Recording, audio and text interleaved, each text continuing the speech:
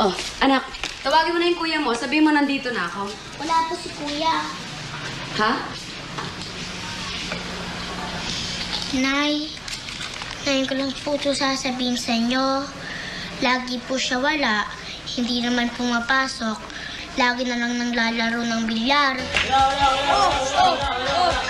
Eh, anong oras na? Minamalas na ako. Binibigyan ako dito eh. Sino na? Ako na ba? Oh, sige. Ito na kayo. Tatapusin ko na.